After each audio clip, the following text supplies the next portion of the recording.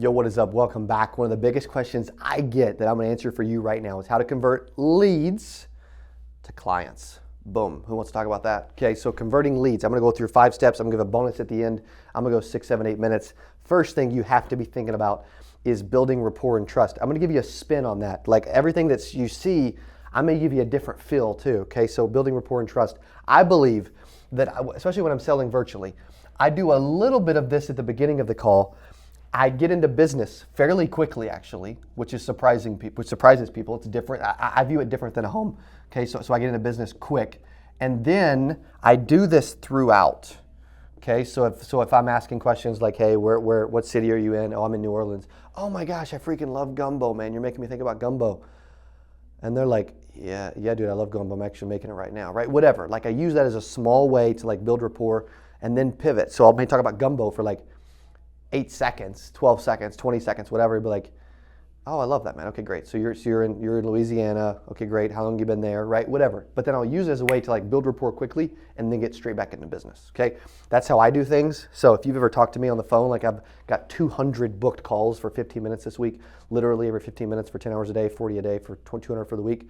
And I've got all these agents that are like, hey, dude, man, dude, like, thanks for getting on and like appreciate you. And I'm like, yeah, dude, totally excited to chat, excited to get to know you, man. Where are you from? Oh, I'm in Dallas. Oh, great, dude, I'm a Cowboys fan. Love that. Okay, cool, man. And why'd you schedule the meeting? What can we chat about? Like brief, man. I'm like building a little bit. I'm getting right into it. Okay. So build rapport and trust. It's important. Also, that it's like this is what if someone wants what you sell, and they don't buy, but they have like more than $0 in their account. It's this. Like it's just this. Like they could be like, I'm shopping, I'm broke, I got to talk to my wife, whatever. They can make some stuff up, but I'm telling you, if they have the ability and they want it and they don't do it, it's entirely % on our shoulders. And it comes down to this. Like, dude, there's a lack of trust. It will affect a sale every single time. Really freaking important. Okay, next is demonstrating value. I do this by like demonstrating value throughout. So one of the things that we do in our office, as an example, I'll give you a real example, is retirement appointments. Okay, so when I'm talking about retirement appointments, I tell people like, hey, we actually are we're like locked out of a bunch of states right now because like everybody keeps renewing and they keep adding and they keep referring, and so like we don't have availability in these 12 states. And they're like, dang, dude, that sucks. I'm like, yeah, dude, like this is their highest quality product I've ever seen. People are freaking renewing like crazy. What is that doing? It's creating value in someone's mind about what's happening, right? So how can you use that when you're actually selling insurance? Well, you could mention that like, you know what?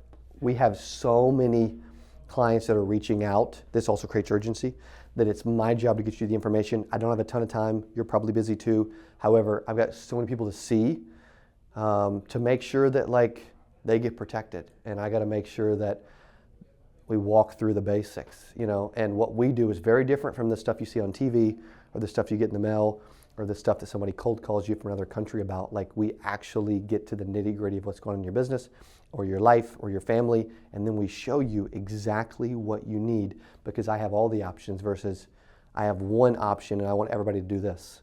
Does that make sense, Mr. Prospect? Right? Simple, but it demonstrates some value, okay? Demonstrating value, very important.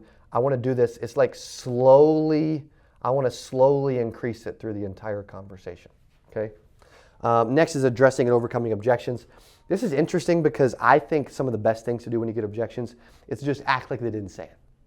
Like, I know that's like, no, people don't say that, but like, they're like, dude, I don't know, man. I don't know if I can qualify, you know? I don't know either, but either way, we'll find out. Okay, so what's your height and weight? Like, dude, I'm just like blowing past it, right? I'm agreeing. What's funny is I've always taught like agree, answer, and ask because I believe in finish with a question. I should have changed it to like freaking agree with them, ignore them, and then ask a question, right? You know what I mean? Like, I don't have a lot of money. I understand. You know, no biggie. So what got you thinking about this?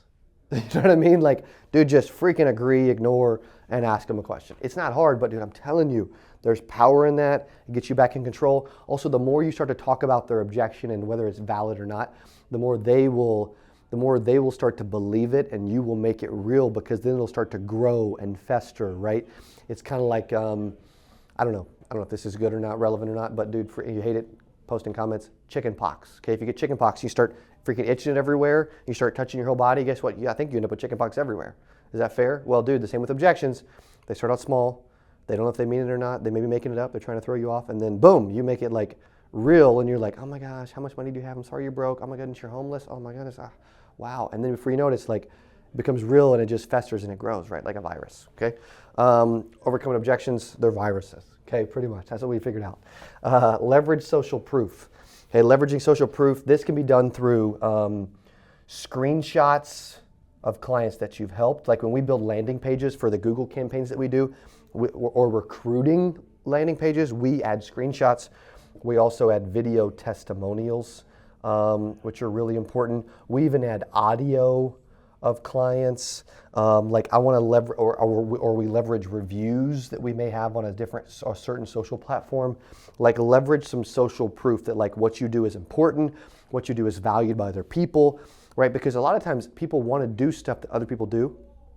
So a lot of other people are doing it and trusting you to do it through you, and the client knows that you're really good at it and you do a lot of it. Like one of the call centers that we manage a bunch of their marketing on the final expense side through Google and YouTube and stuff, they do $35 million a year in final expense premium.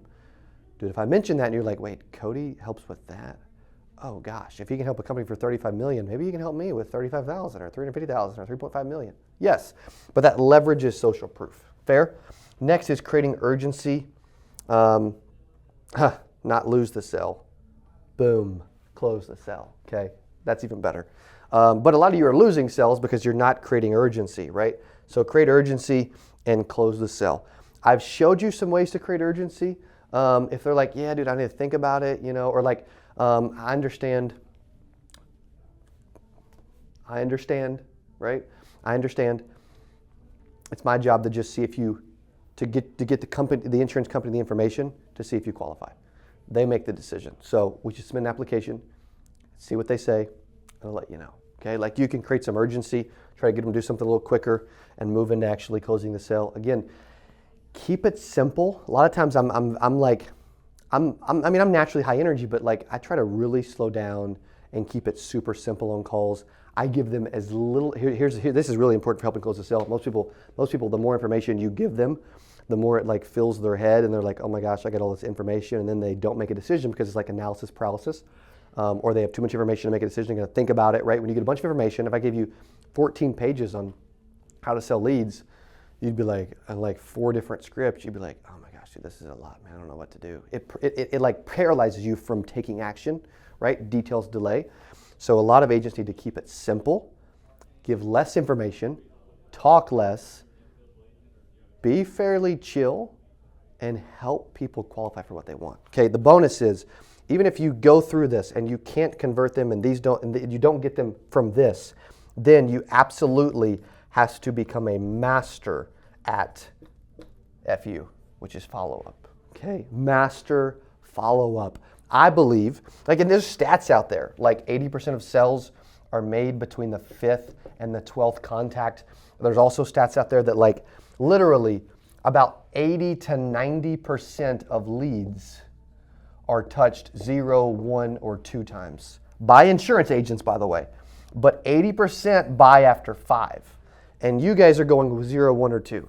Dude, when you're getting leads, you need to be triple dialing. You need to be calling 3 times per day. You need to be texting. You need to be emailing. Like you need, and there's automation tools to help with some of that, totally, right? I don't overcomplicate automations and AI like everybody else does, but it's important, sure. But at the end of the day, you need to get better at actually following up with people. Dude, I've talked to 200 people this week, and a bunch of them are like, yeah, dude, I want to do that tomorrow or next week, or I want to charge my card on Friday or whatever, right? And I'm just like, I need a rep to like manage the details because I've got so much going on, I'll forget. Stuff will slip through the cracks so easily if you don't master follow-up. Either way, you can convert leads starting now. If you want to talk about leads or anything else we do, click the link in the description. Hey, if you enjoyed this, I got another one you're gonna love. It's right there. Click on it. See you in there. I'm so excited for today's CA Power Player podcast. I'm your host, Cody Askins. We got a special guest. He is back on the channel talking about how to sell life insurance from home. Here's what I love about this person. Okay, I'm telling you, this will be one of the best.